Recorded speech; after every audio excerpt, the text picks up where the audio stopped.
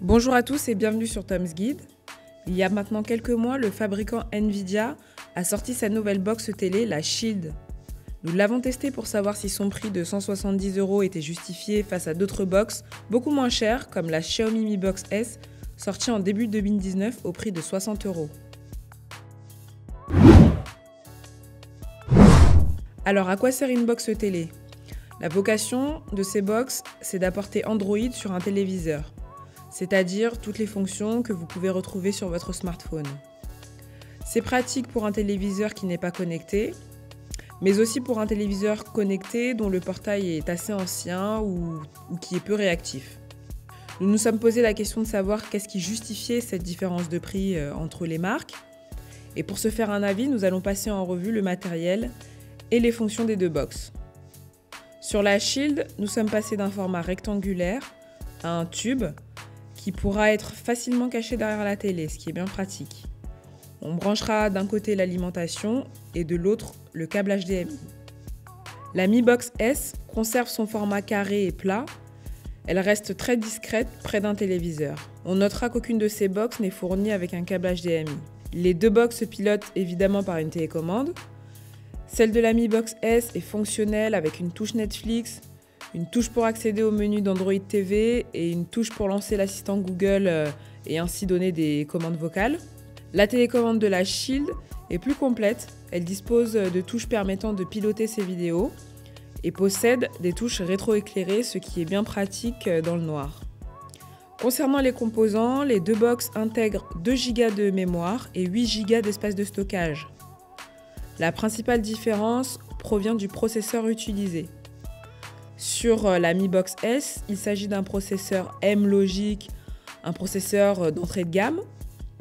Sur la Shield, nous avons un processeur Tegra X1, un des plus performants, avec 256 cœurs pour des grandes performances de jeu.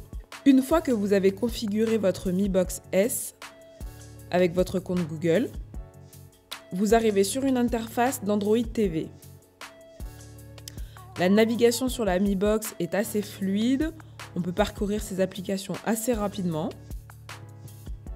Vous pourrez enrichir votre portail au fur et à mesure en les installant via le Play Store. Attention, toutes les applications ne sont pas disponibles via le Play Store, mais vous pouvez toutefois contourner cette restriction en installant des APK. Mais attention, avec les 8 Go de stockage dont vous disposez, vous serez quand même limité. Certaines applications comme Kodi sont très volumineuses. La Mi Box S est compatible Chromecast, ce qui permet de diffuser l'image et le son en provenance d'un smartphone ou d'une tablette en passant par des applications compatibles. La Shield, elle aussi, est compatible Chromecast, mais en 4K, à la différence de la Mi Box, qui n'est compatible uniquement qu'en Full HD.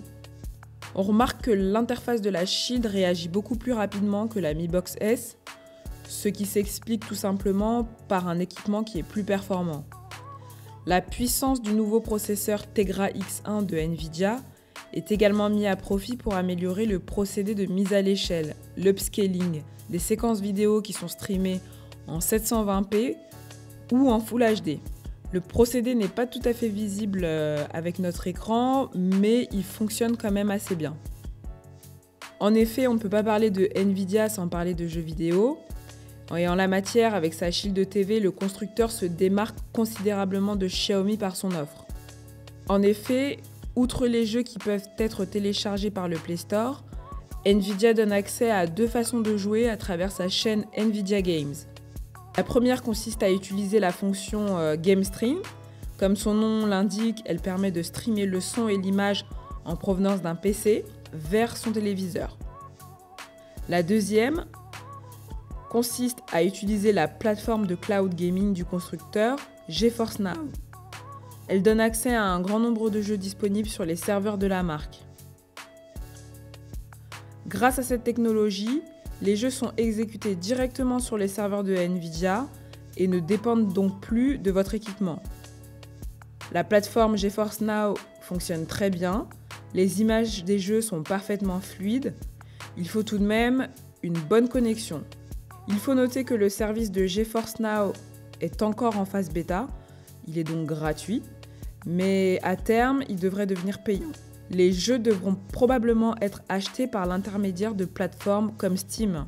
En conclusion, on peut dire que la Mi Box S de Xiaomi est tout à fait suffisante si vous avez juste besoin d'accéder à des services de streaming vidéo en Full HD ou en 4K.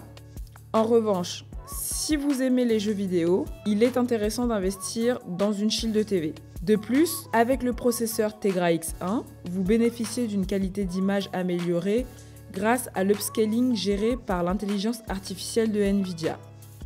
Merci d'avoir regardé cette vidéo, on espère qu'elle vous aura plu. On se retrouve prochainement pour un nouveau test sur Tom's Guide. À bientôt!